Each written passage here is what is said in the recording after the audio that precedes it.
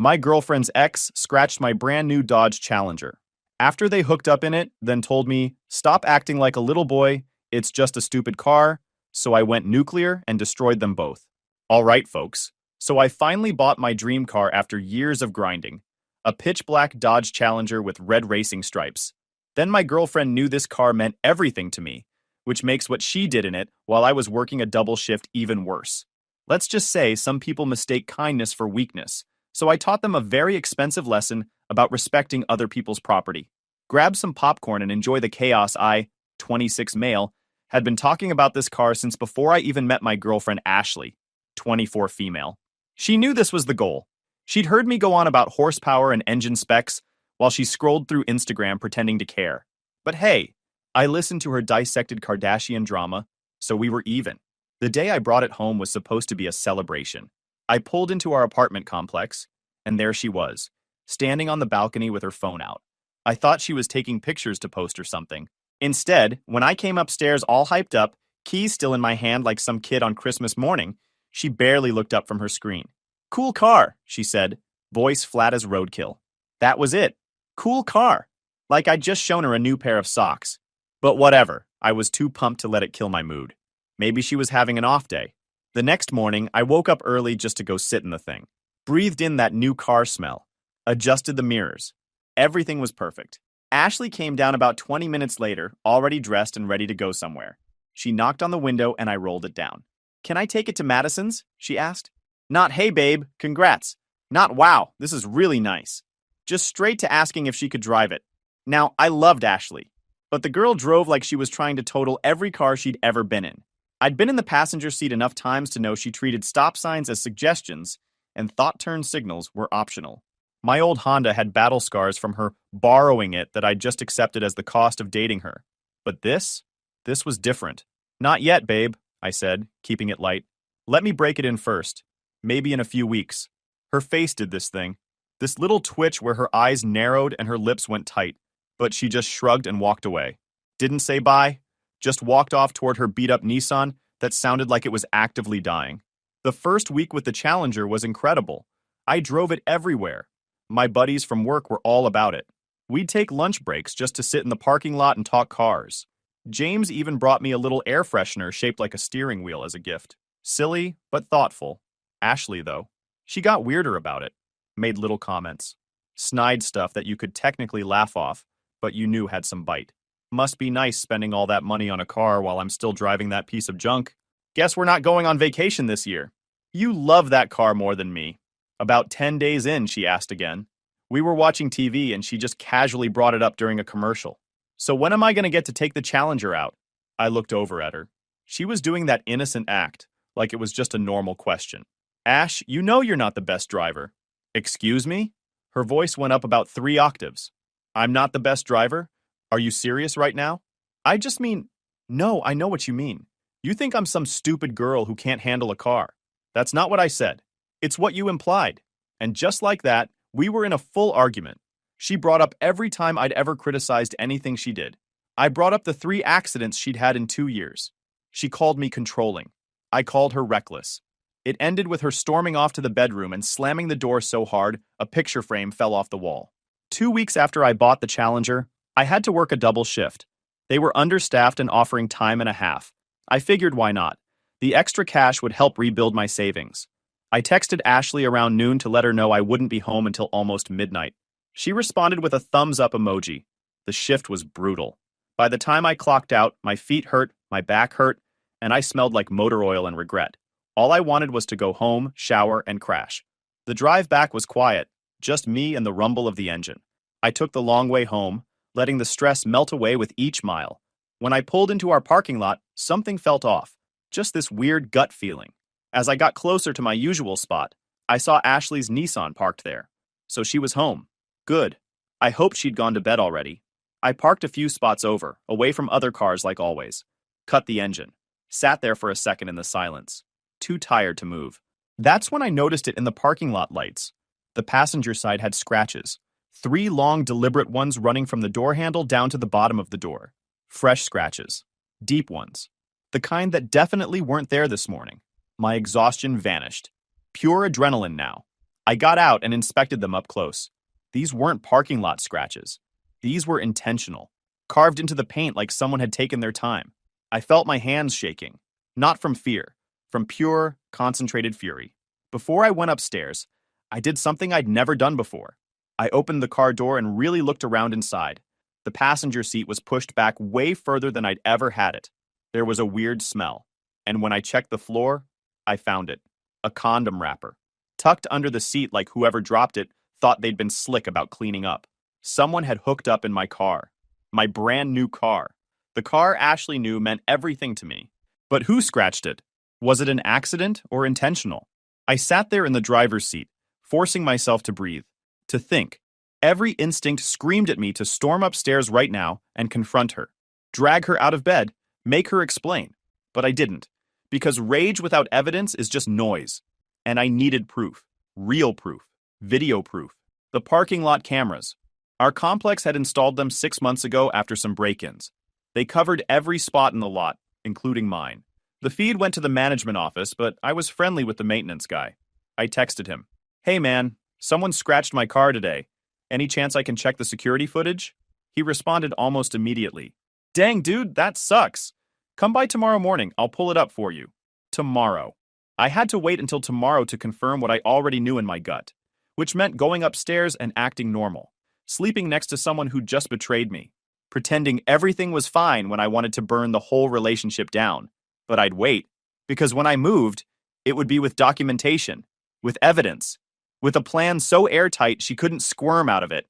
When I walked into the apartment, Ashley was on the couch in her pajamas, scrolling through her phone.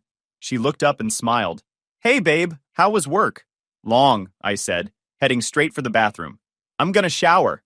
I made pasta. It's in the fridge if you want some." Made pasta. Like she was girlfriend of the year. Like she hadn't just betrayed me in my car. The audacity was almost impressive. I stood in the shower letting the water run over me, but I couldn't relax. My mind was racing. Planning. Get the footage first. Then the cops. Document everything. Insurance report. Maybe a lawyer? Small claims court? How much could I sue for? The repairs, obviously. But what else? I dried off and got into bed. Ashley was already asleep, or pretending to be. I lay there in the dark, staring at the ceiling. Every time I closed my eyes, I saw those scratches. Saw some stranger in my passenger seat. By 3 a.m., I'd given up on sleep entirely. I grabbed my laptop and started researching. How to file a police report for vandalism. How to sue in small claims court. Maximum amounts. Filing fees. One site said you could claim 3 times the property damage for emotional suffering in cases of intentional acts. I made a spreadsheet. Listed every potential charge, every fee, every piece of evidence I'd need. By the time the sun started coming up, I had a complete battle plan. At 6 a.m., I finally dozed off for maybe an hour. When I woke up, Ashley was still sleeping. I got dressed quietly and headed down to the management office. The maintenance guy was already there, coffee in hand, looking half asleep. "Morning, man," he said. "Let's get you that footage." He pulled up the camera feed from yesterday on his computer. I gave him the approximate time and we started scrubbing through. At 6:47 p.m., there it was, clear as day. Ashley's Nissan pulled into the lot. She got out from the driver's side. Derek, her scumbag ex, got out from the passenger side. They were laughing about something. Then Ashley pulled out a set of keys. My keys. The spare set I kept in the apartment. They walked over to my Challenger. Ashley unlocked it. They both got in. And then, for the next 43 minutes, my car just sat there with both of them inside. The windows fogged up about 15 minutes in. At 7:30 p.m., they both got out. Derek looked smug, fixing his shirt. Ashley was adjusting her hair. And then it happened. Derek, clearly impaired based on how he was swaying, walked around to the passenger side. He looked at the car, looked back at Ashley, who was already heading toward her Nissan, and then he did it. Pulled his keys out and deliberately scratched 3 long lines down the passenger door. Slow, purposeful, like he was signing his name. Ashley turned around when she heard it. Even from the camera, I could see her face go pale. She said something to him, looked panicked. Derek just laughed, stumbled a bit, and made some gesture like, "What are you gonna do about it?" Then he got in her Nissan and they drove off. Son of a bitch. He'd marked my car, like some impaired jerk marking territory. This wasn't an accident. This was him saying, "I conquered something. You want me to save this for you?" The maintenance guy asked, and I could tell by his tone he'd figured out what he was watching. Yeah, send it to my email, all of it. I thanked him and walked back to my car. The scratches looked even worse in the morning light.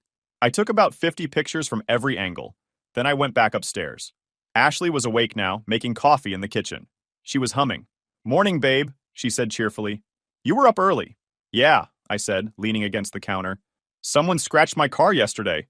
She barely looked up from her coffee. Oh no, that sucks. Where? Passenger side.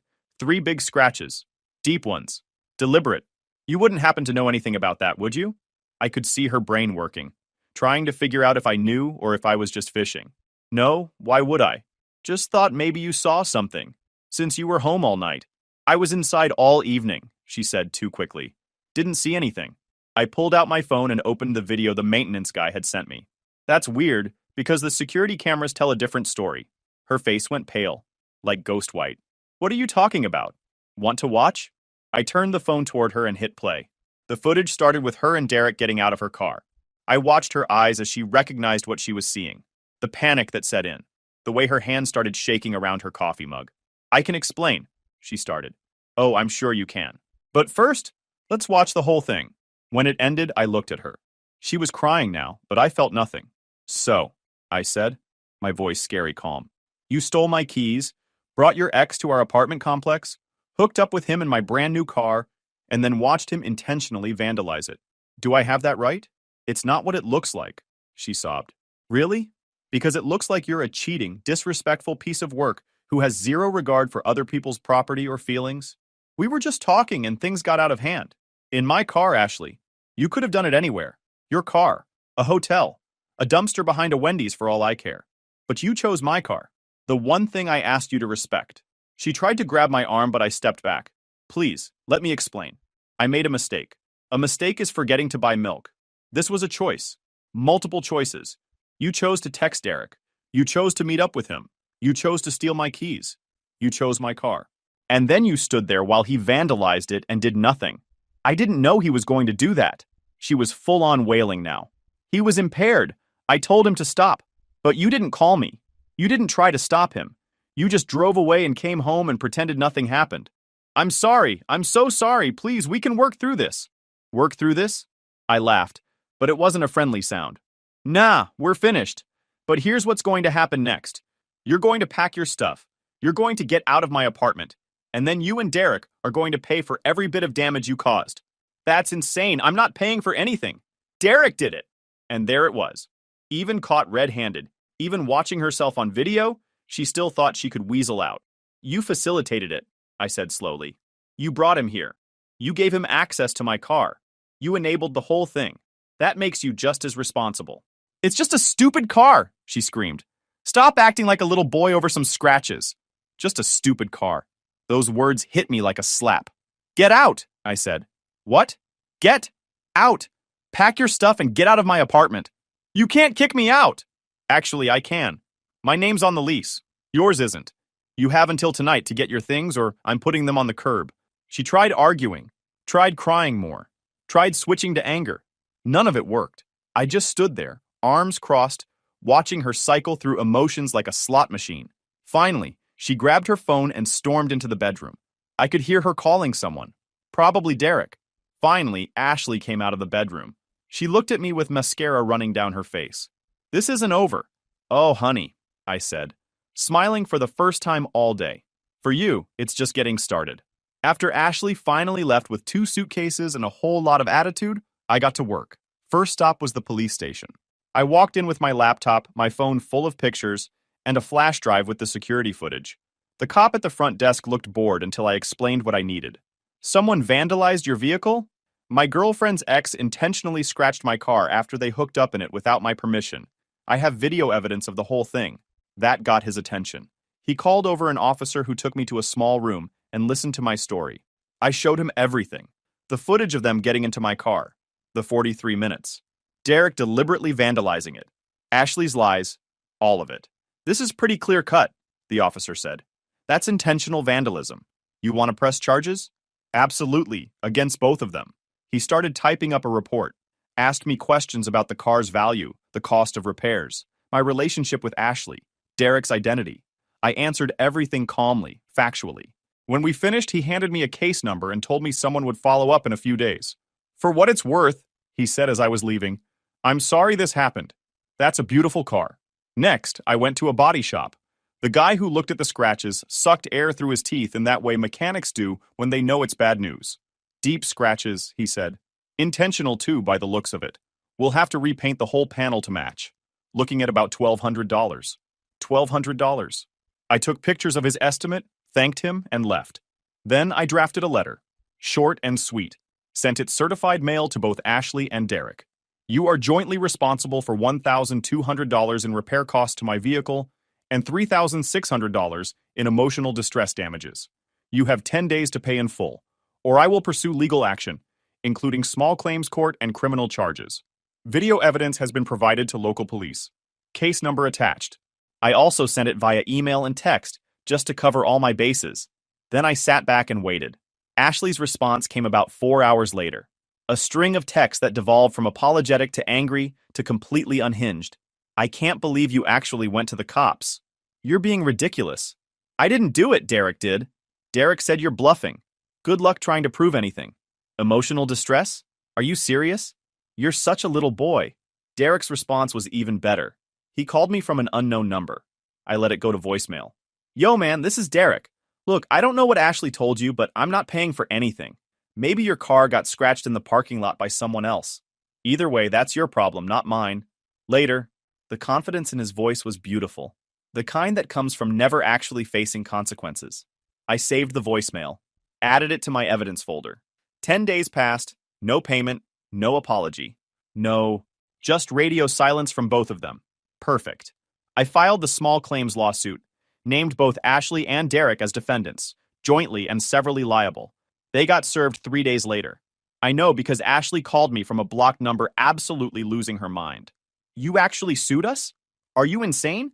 You actually thought I wouldn't? I replied. That's insane. Derek's furious. He's saying this is harassment. Derek committed a crime. This is the fallout. He was impaired. He didn't know what he was doing. Being impaired doesn't make vandalism legal, Ashley. It just makes it dumber. You can't be serious. Dead serious. Now you and Derek get to explain to a judge why he thought it was okay to vandalize my property after you gave him access. This is crazy. You're crazy. No, I'm thorough. There's a difference. She hung up. I went back to watching TV. About an hour later, my phone buzzed with a text from a number I didn't recognize. It was Derek. Bro, can we talk about this like men? Men don't vandalize other men's cars after hooking up with their girlfriends, I typed back. But nice try. I was impaired. I don't even remember doing that. That's your defense? Good luck with that in court. I'll give you $500 to drop this. See you in court. You're making a huge mistake. No, you made the mistake. I'm just making sure you pay for it. He didn't respond after that. I blocked both their numbers and went about my life. The court date was set for 6 weeks out. In the meantime, I had my car repaired. Paid out of pocket because I wasn't driving around with scratches for 2 months. Kept all the receipts, obviously. The weeks passed. I moved on with my life. Hit the gym more. Picked up extra shifts. Focused on myself. Turned out being single was pretty peaceful when you weren't dating someone who'd betray you in your own car. The night before the court date, Derek texted from yet another new number. Last chance. $800 cash. Final offer. See you tomorrow. He didn't respond. I went to bed that night actually excited for tomorrow. I'd prepared everything. This was going to be really good. About 3 weeks after I filed the lawsuit, I was home watching the game and demolishing a pizza. Life was peaceful. I just cracked open a cold soda when someone started absolutely destroying my door. Not knocking. Not even aggressive knocking. This was full-on apocalypse pounding. I looked through the peephole and there she was. Ashley. Absolutely wasted. Swaying like a palm tree in a hurricane. Makeup smeared down her face like she'd been crying for hours. Clutching her phone in one hand and what looked like an empty bottle in the other. Open this door, she slurred, her words bleeding together. I know you're in there, you jerk. I considered ignoring her, but the walls here are thin and my neighbors didn't deserve the show. Plus, honestly, I had a feeling this was going to be comedy gold. I opened the door but kept the chain lock on. Ashley, you need to leave. Now. Leave? Leave? She was screaming now, drawing out every word. Derek kicked me out. He threw my stuff on the lawn like I'm trash. This is your fault. My fault? I didn't tell you to cheat on me in my car. He said the lawsuit scared him. Said I have too much drama. You ruined everything. I ruined everything? I couldn't help but laugh. You're the one who watched your ex vandalize my property and said nothing. That's on you, sweetheart. That set her off. She started absolutely losing it, waving her phone around while screaming. Half the words weren't even English at this point. Just raw, inebriated rage mixed with crying, mixed with sounds I'm pretty sure humans shouldn't be able to make. Doors up and down the hallway started opening. A couple in their 30s poked their heads out, eyes wide. An older lady across the hall cracked her door, took one look, and I saw her pull out her phone, definitely recording. You think you're so smart, Ashley shrieked, jabbing her finger at the crack in the door. With your lawsuit and your lawyer and your... She swung her arm for emphasis, and the phone flew out of her hand. Not like she threw it, more like her impaired self lost control mid-gesture, and it just launched itself. The thing sailed through the air in slow motion, bounced off the doorframe about 2 inches from my face, and hit the concrete walkway with this beautiful, satisfying crack. For a second, everything went silent. Ashley stared at her phone. I stared at her phone. The neighbors stared at her phone. The screen was absolutely destroyed. Spider-webbed cracks everywhere. The whole corner was crumbling off. Oh my God, Ashley whispered. Then louder, oh my God, my phone. I lost it. Started laughing so hard I had to lean against the doorframe. Did you just accidentally launch your own phone at my door? Be quiet. She dropped to her knees, trying to pick up the pieces, and immediately cut her hand on the glass. Ow! Shoot! That's what, $1,000? I was still laughing. Brand new iPhone? Gone because you can't control your impaired arm? I hate you, she sobbed, blood dripping from her hand onto the concrete. From down the hall, the younger woman burst out laughing. Girl, you didn't even hit him. You launched your own phone. Ashley tried to stand up, but one of her heels snapped. She went down hard against the railing, still bleeding, mascara making her look like a raccoon who'd lost a fight with a lawnmower. This is your fault, she screamed at me through the tears. We could have been happy. We could have had everything. We could have had a lot of things if you hadn't betrayed me and my challenger. Someone down the hall actually laughed out loud at that. Ashley's head whipped around, which made her lose balance again. Are y'all recording this? She screamed. Yeah, someone shouted back. Relax, you're not even viral material yet. This is harassment! You're the one banging on his door wasted at 10 p.m., sis, another voice added. That's not how this works. Ashley tried to respond, but just ended up crying harder. She looked at her bleeding hand, then at her broken phone, then at her snapped heel, then back at me. I loved you, she sobbed. You had a weird way of showing it. An older guy from a few doors down finally stepped out, looking annoyed. Want me to call the cops? I got work in the morning. Yeah, I said. Probably should. No, no cops, please. Ashley tried to stand, but fell right back down. I'll leave. I'm leaving. You can't even walk straight. You definitely can't drive. Cops are coming. I closed the door and called 911. Told them the situation. Impaired ex-girlfriend, trespassing, bleeding on my doorstep, disturbing the peace. They said they'd send someone. For the next 10 minutes, Ashley alternated between begging me to let her in and screaming that I was going to pay for this. The neighbors had basically turned this into a viewing party at this point. I heard one lady say, better than Netflix. When the cops showed up, Ashley tried to pull herself together. Stopped crying, tried to stand up straight, immediately failed because of the broken heel situation. Ma'am, have you been drinking? The female officer asked, not even trying to hide the judgment. I had a glass of something, Ashley slurred. Maybe two. I'm fine. Your hand is bleeding, you're missing a shoe, and there's a broken phone on the ground. Ashley looked down like she'd just noticed all of this. Oh, the cop looked at me. You want to press charges? I thought about it. The lawsuit was the main event. But still. Get her out of here, I said. And I want a restraining order. Ashley's eyes went wide. A restraining order? Are you kidding me? Dead serious. The cop nodded. We can file that tomorrow.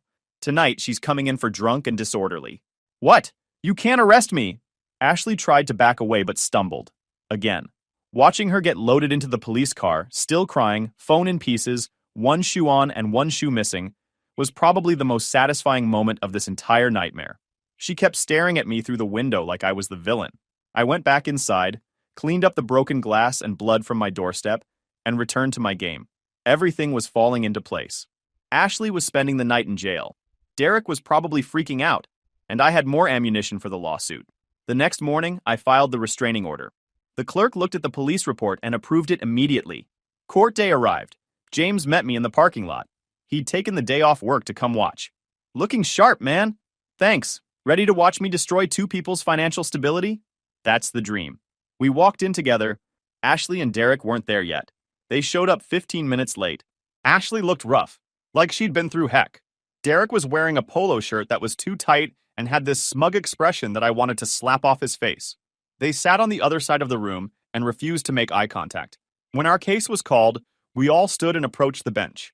The judge was an older woman who looked like she'd seen every type of stupid case imaginable and was tired of all of it. All right, she said, looking at her papers. This is regarding damage to a vehicle. Plaintiff, you want to explain? I explained everything. The relationship, the car, the betrayal, the vandalism, the lies. I showed her the security footage, the pictures, the repair estimates, the text messages, the voicemail from Derek denying everything, the police report, all of it. The judge looked at Ashley and Derek. Is that true? Derek jumped in first. Your Honor, I was impaired. I don't even remember doing that. So you're admitting you did it? I mean, if the video shows it, I guess I did. But I don't remember. I pulled out my phone. I have security footage showing the defendant Derek deliberately scratching my car. I also have a voicemail from the defendant initially denying involvement. I played the voicemail for the court. Derek's voice filled the room. The judge raised an eyebrow. So first you denied it. Now you're saying you don't remember? Derek's face went red. I was trying to avoid drama. By lying? That's not... Your Honor, Ashley cut in, her voice shaky. He was really impaired. He didn't know what he was doing. But you were sober enough to know he damaged the vehicle? I tried to stop him. On the video, you're walking away when it happens, I clarified. You didn't try to stop him. You didn't call me. You drove him away and came home and lied about being there. The judge looked at my folder. Is that all evidence pertaining to this case? Yes, Your Honor. Security footage showing the entire incident, photos, repair estimates, police reports, text message exchanges, documentation of the emotional impact, everything. And you're seeking how much? $1,200 for repairs, $3,600 for emotional distress, $200 for filing fees, and $200 for my time off work. She nodded and looked at Ashley and Derek. Do you have any evidence to present? They looked at each other. Derek shrugged. Ashley's eyes started watering. Neither of them had anything. Your Honor, Derek tried one more time. This is clearly just a bitter ex trying to get revenge. Is that your legal defense? The judge asked. That he's bitter after you vandalized his property? I mean, kind of? Let me see the video. I handed over the flash drive. She watched it silently. The whole courtroom was quiet. You could hear the clock ticking. When it ended, she looked at Derek. So you used his vehicle without permission, engaged in intimate activity inside it, and then you deliberately vandalized it while impaired? Derek looked down. I was really impaired. Being intoxicated doesn't excuse criminal behavior. If anything, it makes it worse, because you chose to drink and then chose to commit vandalism. Ashley was crying now. We didn't think it was a big deal. You didn't think intentionally scratching someone's brand new car was a big deal? It's just a car. It's a $40,000 car according to these documents, the judge said. And you're both adults who should know better. She closed the folder and looked at both of them. Judgment for the plaintiff. Defendants are jointly and severally liable for $5,200. You have 30 days to pay in full or wages will be garnished. Derek looked like he'd been slapped. What? You damaged his property intentionally. You pay for it. That's how this works. But we don't have that kind of money. Then I suggest you figure it out. Next case. James and I walked out of that courthouse like we just won the Super Bowl. The second we hit the parking lot, he turned to me with the biggest grin I'd ever seen.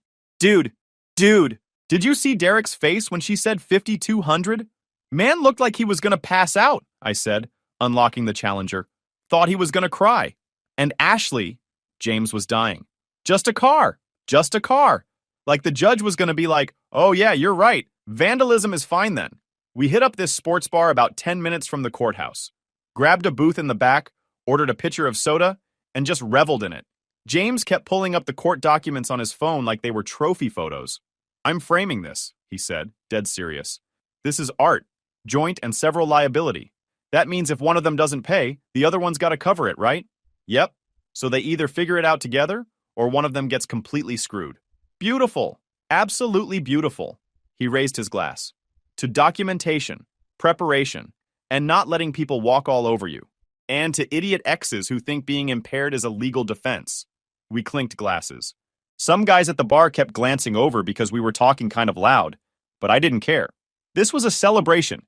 This was validation that sometimes, just sometimes, the system actually works when you do everything right. You know what the best part is? James said, leaning back. She could have just apologized, like genuinely apologized. But instead, she doubled down, lied, got wasted, and broke her own phone at your door. Don't forget the broken heel. Broke her heel, got arrested, and still showed up to court with attitude. Like, at what point do you just take the L? Never, apparently. That's what made it so satisfying. We stayed there for 2 hours. Talked about everything. Work drama. His girlfriend. My plans to never date anyone who drives like a maniac again. By the time we left, I felt lighter than I had in months. Like I'd been carrying this weight and finally got to put it down. James stopped by my car before heading to his. Seriously, man, I'm proud of you. Most people would have just eaten the cost and moved on. Most people are idiots. Truth. He slapped the roof of the Challenger. She looks good as new. Better than new. I'm getting her ceramic coated and detailed. Nothing's touching this paint again. Not even impaired exes with keys. Especially not impaired exes with keys. And just like that, it was over. We walked out of the courtroom. James was grinning like a maniac. Ashley was still crying. Derek was arguing with her in the hallway. Something about how this was all her fault. The money hit my account 21 days later. They'd apparently scraped together enough to avoid wage garnishment. The full amount. I immediately paid myself back for the repairs, used $300 to get my car detailed and ceramic coated, and put the rest in savings. My "don't ever disrespect me" fund. But the real downfall came a few weeks after court. James heard through a friend who knew Derek that he'd lost his job. Something about the arrest record and lawsuit showing up on a background check for a promotion. Ashley apparently moved back in with her parents in another state because she couldn't afford rent. About a week after the money hit my account, Ashley tried one last time. She showed up at my apartment, sober this time, thank goodness, and knocked softly on the door. I checked the peephole and almost didn't answer, but curiosity got the better of me. I opened the door but didn't invite her in, just stood there, arms crossed. "Hey," she said quietly. She looked rough, tired, like she hadn't been sleeping. "Can we talk?" Restraining order says no. "Please, just 5 minutes." I sighed. "What do you want, Ashley?" "I want to apologize. For real this time." Her voice cracked. "I know I messed up. I know I hurt you.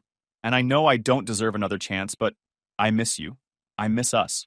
"Us?" I laughed, but there was no humor in it. There is no us. There hasn't been an us since you decided Derek was more important than my trust. It wasn't like that. I made a mistake. You made a choice. Multiple choices. And now you're dealing with the consequences. "I paid you back," she said, like that fixed everything. "I got the money together. We're even now, right?" "Even." I shook my head. "Ashley, you betrayed me in my car. My dream car. The one thing I asked you to respect. You brought another man into it, lied to my face about it, and watched him vandalize it. And your first instinct was to lie and blame everyone else. I know, but I've changed." "In a week?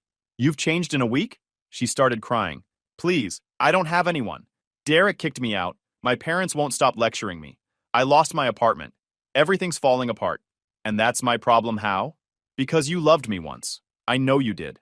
I looked at her, really looked at her, and felt nothing. No anger, no sympathy, nothing. "Yeah, I did love you, past tense, but you killed that when you chose to disrespect me. So no, Ashley, we're not getting back together. We're not even friends. You need to move on. You're just going to throw away everything we had? You threw it away the second you let Derek into my car. Lose my number, don't come back here. We're done." "Wait." I closed the door, locked it, and went back to my couch like nothing happened. She knocked a few more times, stood there crying for maybe 5 minutes, then finally left. I never heard from her again. Life moved on. I kept working, kept driving my perfect scratch-free Challenger. Everything was good. Life was moving forward. I'd gotten justice and was legitimately happier than I'd been in years. Guys, we are so close to hit 100,000 subscribers on this channel. If you are not subscribed to the channel, please consider subscribing. It really helps hit that 100,000 mark. Thanks for making this dream come true.